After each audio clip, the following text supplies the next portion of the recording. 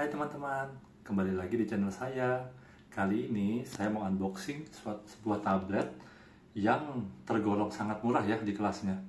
Tablet ini berukuran 10 inch dan harganya wow luar biasa, di bawah 1 juta saat ini. Saat launching, tablet ini berharga 1,1 juta, tapi saat ini sudah di bawah 1 juta, yaitu 999.000. Dan kalau kamu beruntung, kamu bisa mendapatkan barang ini hanya di bawah 900.000. Mungkin teman-teman sudah tahu ya tablet apa ini. Ya, tablet ini adalah Advantab A10. Tablet ini berukuran 10,1 inch dan memiliki layar sudah IPS. Kita lihat kotaknya juga ya. Nah, di belakangnya dijelaskan layar IPS dan sudah menggunakan Android 14. Android yang terbaru ya. Baterainya juga berukuran 5000 mAh. Walaupun tidak terlalu besar ya, dengan harganya tergolong oke lah ya. Dan yang paling menarik, ini sudah menggunakan RAM 4GB. Jarang sekali ada tablet berukuran RAM 4GB yang harganya di bawah 1 juta. Dan ROM-nya sudah 64GB. Kameranya juga kamera depan 2MP dan kamera belakang 5MP. Ya, jangan terlalu berat banyak lah ya. Kemudian sudah menggunakan USB Type-C. Berarti kita gampang kalau mau ngecas, sudah menggunakan colokan yang terbaru. Tapi sebagai informasi, tablet ini juga tidak mendukung GSM ya. Tablet ini hanya WiFi only. Jadi kalau untuk digunakan di rumah, untuk hal-hal yang simple atau untuk anak-anak sudah cukup. Bisa digunakan juga untuk tablet iOS. Oke, sekarang kita akan coba unboxing ya. Kotaknya cukup rapi, kalau kita lihat cukup oke. Teman-teman bisa lihat.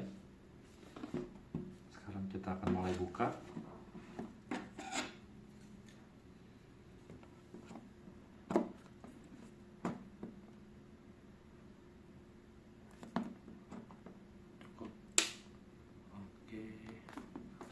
Ternyata cukup keras ya, tidak mau terbuka masih. Labelnya cukup kuat merekat. Wow, yang sebelah sini tidak mau terbuka ya teman-teman. Mungkin kita akan langsung saya buka sedikit ya, sudah mau terbuka. Nah, akhirnya terbuka juga teman-teman. Oke, sekarang kita akan langsung buka kotaknya. Kita lihat akan ada apa aja. Oke, begitu dibuka, pertama kali akan langsung terlihat tabletnya ya.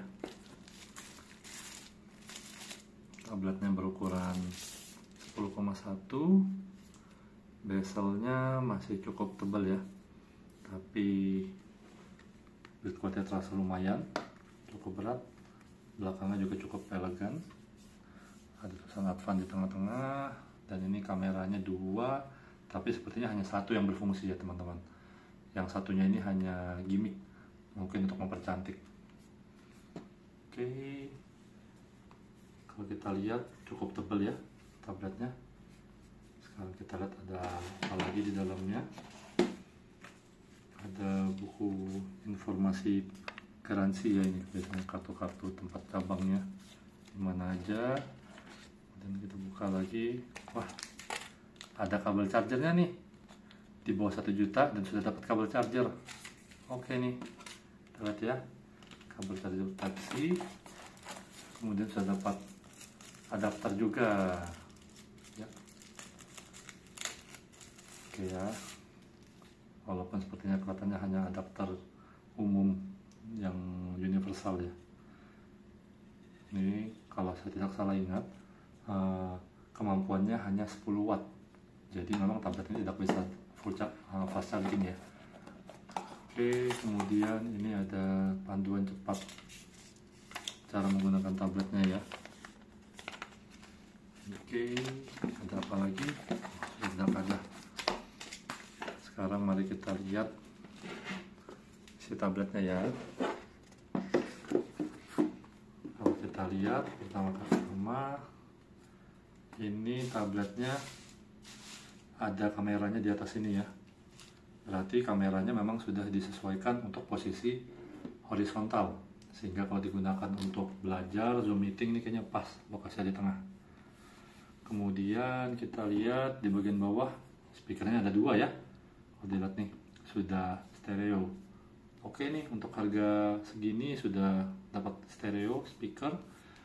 Di bagian samping sebelah sini kosong, tidak ada apa-apa. Bagian samping sebelah bawahnya lagi ini ada tombol ya, ini tombol power, volume up, volume down. Oke, dan di ujung sini ada colokan kabel 3,5 inch, berarti masih bisa pakai headset yang menggunakan kabel ya. Dan lokasinya pun lucu, pas di pojokan. Oke, di sebelahnya lagi ini ada, ini ada slot micro SD. Jadi kita bisa menambahkan, kalau teman-teman merasa 64 GB kurang besar, kita bisa menambahkan micro SD di dalamnya. Kemudian ini juga ada colokan casnya untuk chargernya Type C. Oke, sepertinya hanya itu saja. Sekarang kita coba nyalakan ya teman-teman.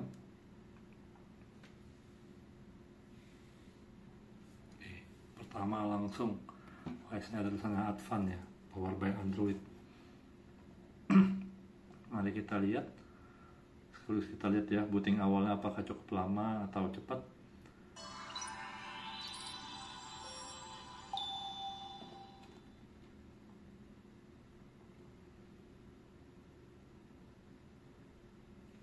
Oke, bootingnya masih cukup lama ya. Oke, pertama kita bisa langsung juga mengubah. Kebetulan saya biasa banyak menggunakan, kalau setting awal saya menggunakan bahasa Inggris. Ada settingnya sekaligus Inggris. Mungkin untuk setting-settingnya akan saya skip ya, langsung masuk ke kembali nanti kalau sudah saya selesai settingnya ya teman-teman ya. Oke teman-teman, sekarang tablet ini sudah selesai disiapkan. Kita bisa lihat ya, ini adalah tampilan menu layar utamanya. Tadi saya cuma tambahkan setelan 1. Secara UI-nya tampilannya mirip seperti punya Samsung ya. Jadi di bawah sini ada taskbar.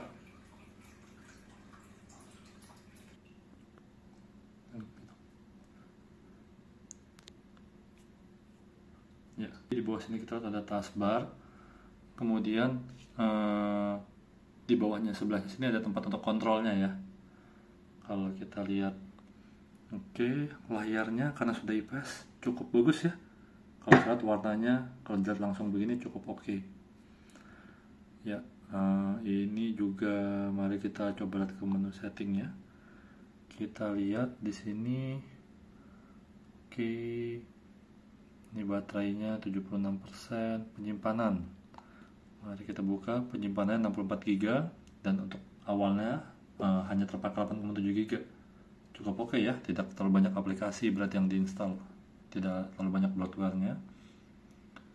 Kemudian sudah ada GPS, lokasi. Nah ini tentang tabletnya, kita lihat sudah Android Tab A10 model. Nah versi Androidnya adalah versi 14, sudah menggunakan Android yang baru ya. Kemudian kita coba lihat, setahu saya ini juga sudah langsung by default menggunakan dual screen ya. Mari kita coba. Ini bisa langsung ya teman-teman, dual screen.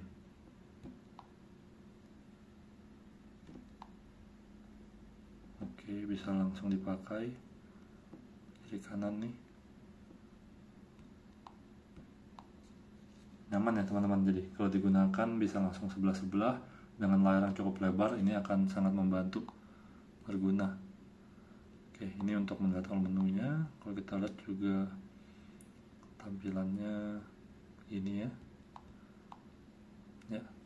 dan bawaannya sudah ada kit space. Jadi kalau teman-teman mau membelikan untuk anaknya, sudah cukup aman ya, kita bisa pantau penggunaan dari anak-anak. Hanya saja yang saya khawatirkan mungkin secara prosesornya masih menggunakan Allwinner 523 ya, tapi untuk di bawah 1 juta mungkin segitu sudah cukup baik ya. Semoga saja ini cukup kuat untuk mengangkat aplikasi-aplikasi yang cukup banyak, karena RAM-nya juga 4 GB cukup oke. Dan saya sempat lihat review orang lain, sepertinya bahkan masih bisa digunakan untuk memainkan game-game basic dengan kualitas layar yang di set low. Jadi sebenarnya masih cukup oke. Oke, sepertinya cukup itu saja. Semoga teman-teman suka. Jika suka, jangan lupa like dan subscribe ya teman-teman. See you again. Bye.